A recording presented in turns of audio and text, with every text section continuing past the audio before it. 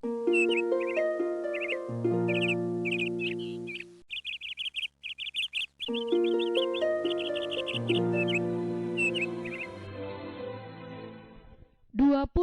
Mei 2020.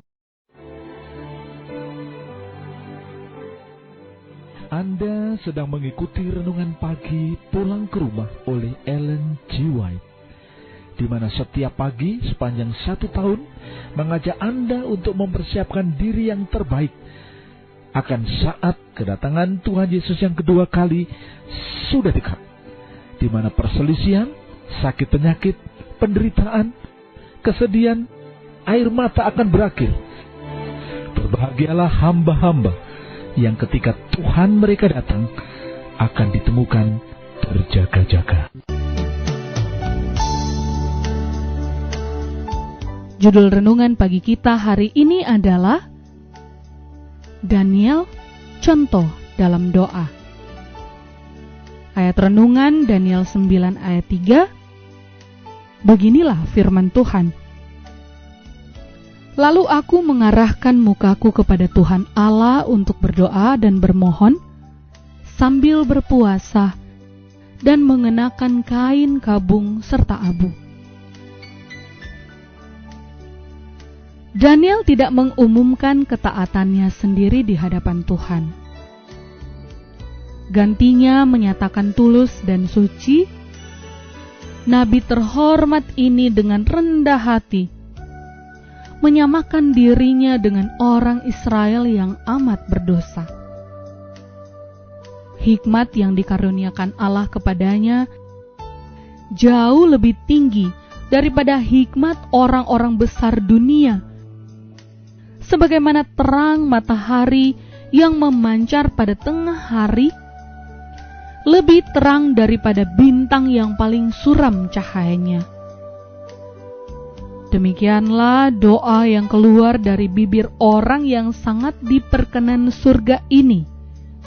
Dengan kerendahan hati yang mendalam, dengan air mata dan pemeriksaan hati, ia memohon bagi dirinya sendiri dan bangsanya. Ia membukakan jiwanya di hadapan Allah, mengakui ketidaklayakan dan mengakui kebesaran dan kemahakuasaan Tuhan. Sementara Daniel terus berdoa, malaikat Gabriel bergegas turun dari tahta surga, menyampaikan kepadanya bahwa permohonan dan doanya telah didengar dan dijawab. Malaikat yang perkasa ini telah ditugaskan untuk memberikan kepadanya kecakapan dan pengertian, untuk menyingkapkan di hadapannya rahasia masa mendatang.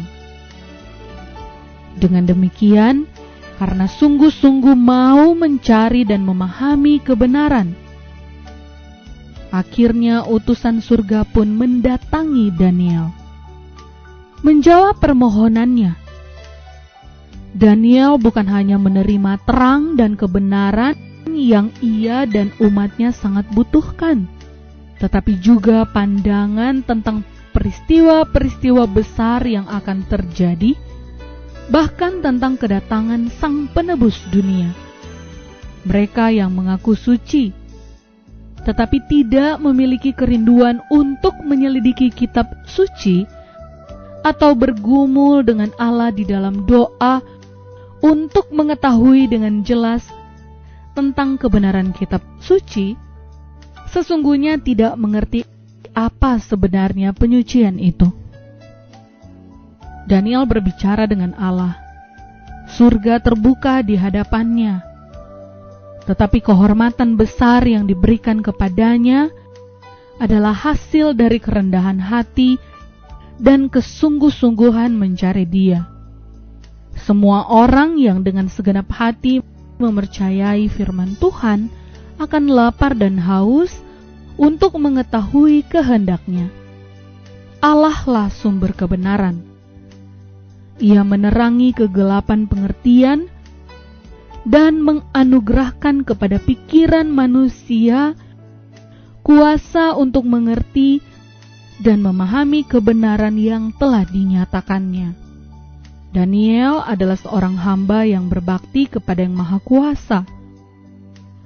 Umurnya yang panjang itu diisi dengan pelayanan yang penuh kebajikan kepada tuannya.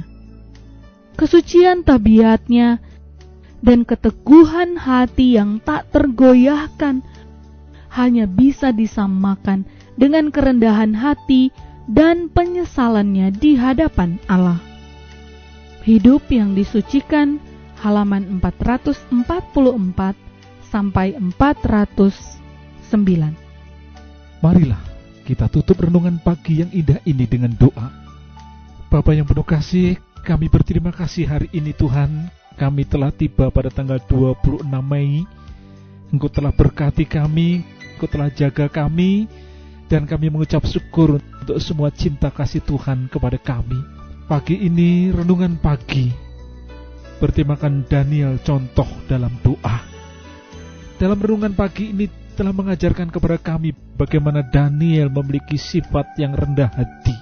Ia adalah seorang hamba Tuhan yang suka berdoa.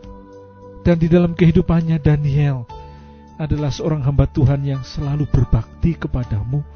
Dan umurnya yang panjang itu diisi dengan pelayanan yang penuh kebajikan kepada Tuhan dan sesama. Dan inilah yang juga kami mintakan kepadamu Tuhan. Tolonglah berikan kepada kami sebagai hamba-hambamu, agar kami tetap rendah hati.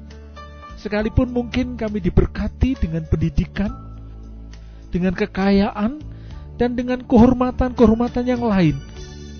Tetapi biarlah sifat yang rendah hati ini seperti Daniel ada di dalam diri kami. Dan kehidupan kami adalah kehidupan yang selalu berbakti kepadamu.